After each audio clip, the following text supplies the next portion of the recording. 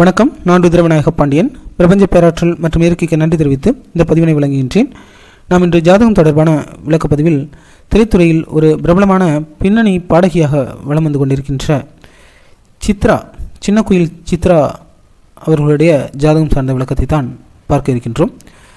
இவர் ஒரு புகழ்பெற்ற ஒரு இந்திய பின்னணி பாடகராக இருக்கக்கூடியவர். தமிழ் மொழி மட்டுமல்லாமல் பல்வேறு மொழிகளில் ஒரு சிறந்த பாடகராக விளங்கி கொண்டிருக்கின்றார். தமிழ், மலையாளம், கன்னடம், தெலுங்கு, ஹிந்தி, ஒரியா, அஸ்ஸாம், பெங்காலி போன்ற பல்வேறு மொழி சார்ந்த படங்களில் பாடியிருக்கின்றார். இளையராஜா அவர்களுடைய சிந்து பைரவி மற்றும் பூவே பூச்சுடவா என்று இளையராஜா இசையமைத்த படங்களிலெல்லாம் நிறைய பாடல்கள் பாடியிருக்கின்றார். குறிப்பாக இளையராஜா மற்றும் ஏஆர் ரஹ்மான் அவர்களுடைய ஒரு ஃபேவரட்டான சிங்கராக இவர் இருந்திருக்கின்றார். இவர் 27/7/1963 திருவனந்தபுரத்தில் பிறந்தவர். கலைமாமணி, பத்மஸ்ரீ மற்றும் தேசிய விருதுகளும் வாங்கியிருக்கின்றார். இவர் விஜய் டிவி போன்ற பல்வேறு தொலைக்காட்சி தொடர்களையும் அதில் ஒரு இசை சார்ந்த ஒரு நடுவராகவும் இசை தயாரிப்பாளராகவும் விளங்கி கொண்டிருக்கின்றார். 1979 முதல் இந்த துறையில் பயணித்து கொண்டிருக்கின்ற இவர் மலையாள சார்ந்த தாய்மொழியாக கொண்டிருந்தாலும் கூட பல்வேறு மொழிகளில் சிறந்து விளங்கக்கூடிய இவரை சின்ன குயில் மற்றும் இந்தியாவின் தங்க குரல் மற்றும் மெல்லிசை ராணி, சின்னஞ்சிறு நைட்டிங்கில் என்று பல்வேறு அடைமொழிகளாலும் இவர் அழைக்கப்படுகின்றார். இவருடைய ஜாதகத்தில் என்னென்ன சிறப்பம்சங்கள் இருக்கின்றன என்பதை பார்க்கலாம். குறிப்பாக இவர் தமிழ் மொழியில் முதல்ல நீதானே அந்த குயில் என்ற படத்தின் மூலமாக அறிமுகமானார். பூஜைக்கேற்ற பூவிது அப்படிங்கிற பாடல் தான் இவருக்கு முதல் பாடலாக அமைந்தது. பிறகு கீதாஞ்சலி என்ற படத்தில் துள்ளி எழுந்தது பாட்டு போன்ற பாடல்கள் எல்லாம் பாடியிருக்கின்றார். சிந்து பைரவியில் நானூறு சிந்து, காவடி சிந்து, பாடறியன் படிப்பறியன் என்ற பாடல்கள்லாம் பாடி அதுக்கு தேசிய விருதுகள்லாம் பெற்றார். இவருக்கு கணவர் இருக்காங்க. இவர் தாய் தந்தையர்லாம் சினிமா பின்னணியை கொண்டவங்க. கணவர் ஒரு பொறியியல் வல்லுநராக இருக்கார். இவருக்கு ஒரு குழந்தை லேட்டாக பிறந்தாலும் அது இறக்கக்கூடிய ஒரு சூழல் ஏற்பட்டது. இவர் தேன் குரலால் மக்களை மகிழ்வித்த இவர் என்னென்ன பாடல்கள் தமிழ் மொழியில் பாடியிருக்காருன்னா, கருத்தம்மா என்ற படத்தில் தென்மேற்கு பருவக்காற்று என்ற பாடல், லவ் பேர்ட்ஸ் என்ற படத்தில் மலர்களே மலர்களே என்ற பாடல், பொம்பா என்ற படத்தில் கண்ணாலனே என்ற பாடல், ஆட்டோகிராஃப் அந்த படத்தில் ஒவ்வொரு பூக்களுமே அந்த பாடலாக இருக்கட்டும், துல்லாத மனம் துள்ளும் என்ற படத்தில் தொடுதொடு வேணவே என்ற பாடல், இது மாதிரி பல்வேறு சிறப்பான பாடல்களை அவர் பாடியிருக்கின்றார். இவருடைய ஜாதக பலன்கள் என்ன குறிப்பிடுகின்றன என்பதை பார்க்கலாம். இவர் சனிக்கிழமையில் சித்திரை 2ஆம் பாதம் நட்சத்திரத்தில் சப்தமி திதியில் வளர்பிறையில் பிறந்தவர். இவருடைய நவாம்சம் எதை குறிப்பிடுகின்றது என்பதை பார்க்கலாம். சப்தமி என்றாலே 7ஆம் இடத்தை தான், 7வது திதியை தான் குறிக்கும். சப்த ஸ்வரங்கள் என்று குறிப்பிடுவோம். அதற்கு பொருந்தியது போல சப்தமி திதியில் பிறந்த இவருடைய நவாம்சத்தை பார்க்கும்போது லக்னத்திலேயே ராகு, 3ல் சுக்கிரன். பொதுவாக நம்மளுக்கு ஒருத்தவங்க சிறந்த பாடகியாக வளம் வரதுனால உங்களுக்கு 2, 3ஆம் இடம் நல்லா இருக்கணும், புதன் நல்லா இருக்கணும், ராகுக்கு எது தொடர்புகள் இருக்கணும், சுக்கிரன் செவ்வாய் நல்லா இருக்கணும். இதுதான் நம்ம மேஜராக பார்க்குறது. அந்த அமைப்புகள் இவருக்கு இருக்கா அப்படின்னு பார்க்கலாம். ஏன்னா லக்னாதிபதியே சுக்கிரனாக இருந்து 3ஆம் இடத்துல வராங்க, ரொம்ப சிறப்பு. 2ஆம் அதிபதியும் புதனாக இருந்து அவர் 10ஆம் இடத்துல குருவோடு சேர்ந்துருக்குது, ரொம்ப சிறப்புங்க. அதே போல் 5ல் சந்திரனும் சனியும், 6ல் சூரியன் நீச்சமாக, 7ல் கேது, 10ல் புதன் குரு, 11ல் செவ்வாய் இந்த கிரக அமைப்புகள். குறிப்பாக இவர் நல்ல புகழ்பெற்ற ஒரு பின்னணி பாடகியாக இருப்பதற்கு புதன் வலிமையாக இருக்கார். அதே போல் லக்னாதிபதி 3ஆம் இடம் தொடர்பு இருக்குது, 3ஆம் அதிபதியும் நல்லா இருக்காருங்க. 2, 3ஆம் இடங்கள் வலிமையாக இருக்குது பார்த்துட்டோம். அதே போல் 9ஆம் இடம் தான் கலைத்துறைக்கு மிக முக்கியமான இடம். 9ஆம் அதிபதியும் அந்த 2ஆம் அதிபதியும் சேர்ந்து இருக்குது, ரொம்ப சிறப்புங்க.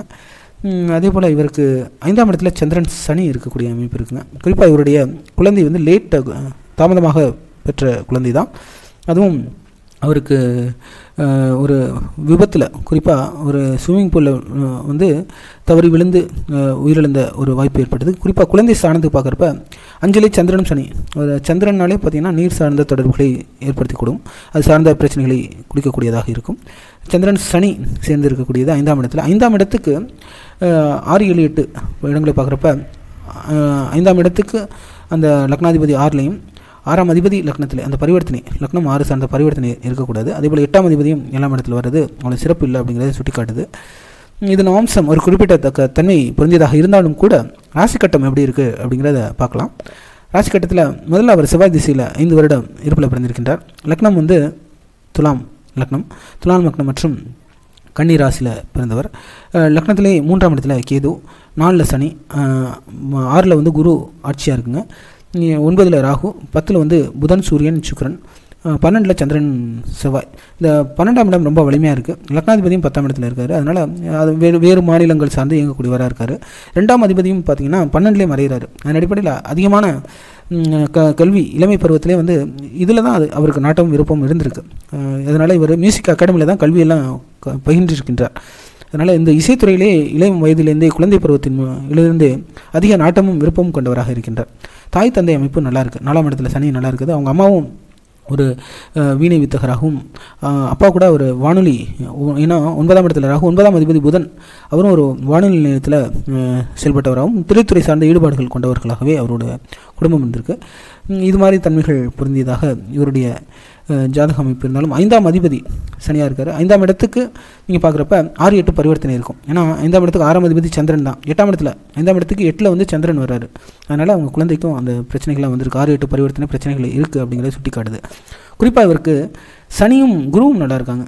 ஏன்னா சனியும் ஆட்சி குருவும் ஆட்சி. அதன் அடிப்படையில் இவர் வந்து ஒரு திரைத்துறையில் ஜட்ஜாக இருக்கார். இந்த ரியாலிட்டி ஷோஸ் விஜய் டிவி மாதிரி ஒரு இது மாதிரி டெலிவிஷன் சேனல்லாம் ஒரு ஜட்ஜாகவும் செயல்படக்கூடியவராக இருக்கார். ஒரு மியூசிக்கில் சிறந்து செயல்படக்கூடியதுக்கு குறிப்பாக 2ஆம் இடம் 3ஆம் இடம் வலிமையாக இருக்குது. 3ஆம் அதிபதி ஆட்சியாக இருக்கார். அதே போல் 10ஆம் இடம் தான் அந்த புகழ் அங்கீகாரம்லாம் குறிக்கும். அதனால் 10ஆம் இடம் நல்லா இருக்கிறதுனால நல்ல தேசிய விருதுகள், மாநில அரசுகள், பல்வேறு மாநில அரசுகள் சார்ந்த விருதுகள் எல்லாத்தையும் பெற்று ஒரு சிறந்து விளங்கக்கூடியவராகவே இவருடைய ஜாதக அமைப்பு இருக்குது. குறிப்பாக நான் சொன்ன மாதிரி புதன் நல்லா இருக்காருங்க. புதன் சந்திரன் பரிவர்த்தனை இருக்குது. புதன் நல்லா இருக்கார். அதே போல் 2, 3ஆம் இடங்கள் வலிமையாக இருக்குங்க. செவ்வாய் மற்றும் சுக்கிரன் கிரக அமைப்புகள் தொடர்புகள் இருக்குது. அதே போல் 9ஆம் இடம் ராகு கேது அமைப்புகள் சிறப்பாக இருக்குங்க. குறிப்பாக 9ஆம் அதிபதியும் நல்லா இருக்கார். இதன் அடிப்படையில் இவருக்கு வந்து கண்டிப்பாக திரைத்துறையில் சாதிக்கக்கூடிய அமைப்பு. அதேபோல் இசை சார்ந்த திரைத்துறை, அதுபோல் வெவ்வேறு மாநிலம் சார்ந்து பல்வேறு மொழிகள் சார்ந்து இயங்கக்கூடிய அந்த வாய்ப்புகள் இவருக்கு இருக்குது அப்படிங்கிறத இவருடைய ஜாதகம் ரொம்ப ரொம்ப தெளிவாகவும் சிறப்பாகவும் சுட்டி காட்டுது. இவருடைய தசாபதிகள் அடிப்படையில் பார்க்குறப்ப முதல்ல செவ்வாய், ராகு, குரு, சனி அப்படிங்கிறது இருந்திருக்கு. அதனால் இந்த ராகு தசை தான் அவருக்கு 68 வரைக்கும் செவ்வாய்ங்க. அதுக்கப்புறம் ராகு தசை. பொதுவாகவே நான் குறிப்பிட்டிருக்கேன், பல்வேறு ஜாதகத்தில் நீங்கள் பார்த்தீங்கன்னா இந்த ராகு தசை தான் உங்களுக்கு திரைத்துறையில் ஒரு இன்ட்ரொடக்ஷன் கொடுத்துருக்கோம். இவங்களுக்கும் ராகு தசை தான் அந்த இன்ட்ரொடக்ஷன் கொடுத்துருக்கு. அடுத்து குரு தசை, சனி தசையிலலாம், ஏன்னா குரு வந்து 3ஆம் அதிபதி, அவர் 6ஆம் இடத்துல சிறப்பாக இருந்திருக்காரு. அந்த சனி தசை வந்து சனி தசையில் தான் அவருடைய குழந்தையை இழக்கக்கூடிய சூழ். ஏன்னா சனி 5ஆம் அதிபதிங்களா. சனி தசையில் சுக்கிரன் புத்தியில் சுக்கிரன் வந்து 5ஆம் இடத்துக்கு 6ல் இருக்கார். அந்த காலகட்டத்தில் இழக்கக்கூடிய சூழல் இருக்குது. இப்போ நடப்பில் அவங்களுக்கு வந்து புதன் திசை நடந்துகிட்டு இருக்குது. 2038 வரைக்குமே புதன் நல்லாவே இருக்காருங்க. சிறப்பான மியூசிக் அகாடமியெல்லாம் அவங்களே ஸ்டார்ட் பண்ணி அது மூலமாக புகழ் பெறதுக்கெல்லாம் வாய்ப்புகள் உண்டு. இது மாதிரி ரியாலிட்டி ஷோஸ்லாம் நடுவராகவும் செயல்பட முடியும். இவ்வாறு ஒரு சிறப்பு அம்சங்கள் கொண்ட ஒரு யோகமான ஜாதக அமைப்பை கொண்ட இவருடைய குரலால், தேன் போன்ற இன்னிசை குரலால் அனைத்து மக்களையும் மகிழ்விக்கக்கூடிய இவருடைய ஜாதகம் சார்ந்த விளக்கத்தை கொடுத்திருக்கின்றோம். மீண்டும் இதுபோன்ற ஜாதகம், ஜோதிடம் சார்ந்த விளக்கப்பதிவில் உங்களை சந்திக்கின்றேன். புவியுள்ள காலமெல்லாம் புகழோடு வாழ்ந்திடுவீர். வையகம் செழிக்க வாழ்க வளமுடன்.